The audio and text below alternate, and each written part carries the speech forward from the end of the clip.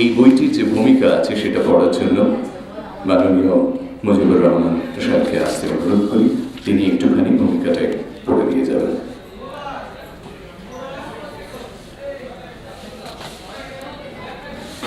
নমস্কার, শুভ অপরাহ্ন।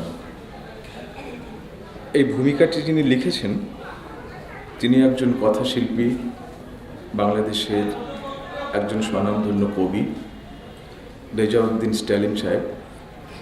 তো তিনি আজকে এখানে নেই। আমাকে মঞ্জু মাসি বলেছিলেন যে এটা তুমি একটু স্ট্যালিনের লেখাটা পড়ে শুনিয়ে দেবে।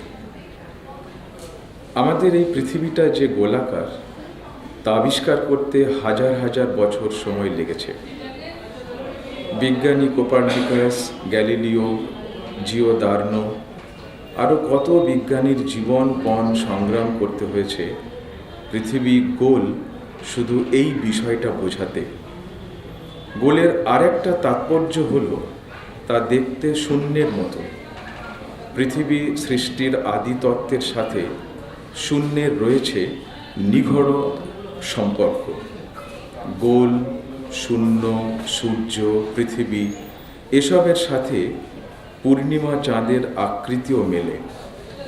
আর সাধারণ চোখে দূরে নুয়ে পড়া দিগন্তের আকৃতিও দেখতে গোলাকার। আমাদের অগ্রজ লেখক ফাহমিদা মঞ্জু মজিদ শিশু কিশোরদের জন্য গোলের গপ্প নামে একটি অনবদ্য গল্প রচনা করেছেন। গল্পে ডাবলুর বন্ধু সোহেলের অনুপ্রেরণায় বল খেলার প্রতি আকৃষ্ট হয়। নিজের খাতায় সে একটা বৃত্ত আঁকে। গোল কথা বলে ওঠে আর সাথে সাথে বাঁক নেয় গল্পটি। মুখ্য ভূমিকায় চলে আসে গোল। চড়ুইয়ের পরামর্শে গোলের যুক্ত হয় রং। নানা রঙের ভেতর দিয়ে শেষে রংধনুর সান্নিধ্যে পৌঁছে যায় গোল। একটা অ্যালিগরি বা রূপক দিয়ে সাজানো সমগ্র গল্পটি। কথা বলেছে গল্পের সবগুলো চরিত্র, এমনকি কমলা লেবু। গোল যেন একটা পর্যটক যে ভ্রমণ করে মাঠ, নদী, বন, প্রান্তর। পথে যে রং চারিদিকে। গোল সেই আশ্চর্য নায়ক যাকে ঘিরে আছে বেগুনি, নীল, আকাশি, সবুজ, হলুদ, কমলা, লাল। এই রঙগুলো শিশুদের কতই না প্রিয়। মুগ্ধ হয়ে কৈশোরে আমরা রং দেখেছি। পুতুল, মার্বেল, জামাকাপড়, ঘুড়ি, খেলার বল, ঝুনঝুনি সব কিছুর মধ্যে রং থাকে। আর শিশুরা একটা রঙিন জগতের বাসিন্দা। মঞ্জু আপার বাক্যবিন্যাস খুবই সহজ ও মার্জিত। একটা অভিজাত বয়ান ভঙ্গির ভিতর দিয়ে তার অভিযাত্রা শুরু হয় এবং রামধনুর 7 রং আবিষ্কারের মধ্য দিয়ে তার জয় সূচিত হয়। তার প্রজ্ঞা ও প্রেরণাদায়ী কল্পনা শক্তি শিশুদের প্রতি অদম্য ভালোবাসা আমাকে আপ্লুত করেছে। আমি এই গল্পটি পাঠ করার সময় নিজেই যেন এক শিশুতে রূপান্তরিত হয়েছিলাম। জানি সব মানুষের অন্তরে কোনো না কোনো শিশু বাস করে। ঘুমিয়ে আছে শিশুর পিতা সব শিশুরই অন্তরে। কবি গোলাম মোস্তফার এই চিরস্মরণীয় সত্য শিল্প আমাদের শেখায় শিশুদের জন্য একটি নতুন জগৎ গড়ে তুলতে। মনে হয় নানা নাতনির এই চিন্তাধারা, নানা নাতনি মানে হচ্ছে দাদু নাতনি, আমরাও কল্পনা রাজ্যে ঘুরব, কিন্তু বিজ্ঞানময় বিশ্বের সব কিছুকে বিচার করব যুক্তি দিয়ে। আবেগ ও যুক্তির মিলনে তৈরি হবে এক নতুন রংধনু। মঞ্জু মজিদ তার রচিত সরল, স্বাভাবিক, স্বতঃস্ফূর্ত এই গল্পগুলির মাধ্যমে সেই সত্যই প্রজ্বলিত করেন তার নির্মল শিশু সাহিত্যে। তার লেখার বৈশিষ্ট্য হল সাধারণ শিশুদের পাশাপাশি তিনি শিশু যাদের প্রতিবন্ধকতা রয়েছে তাদের জন্য লিখে চলেন অকাতরে। বিশ্বাস করেন সকল শিশুরই অধিকার আছে শিশু সাহিত্যে ঠাঁই পাওয়ার।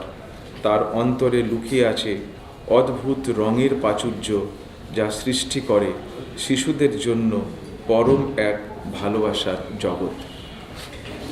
রেজাউদ্দিন স্ট্যালিন সাহেবের এই লেখা আমি আগেও পড়েছিলাম একবার।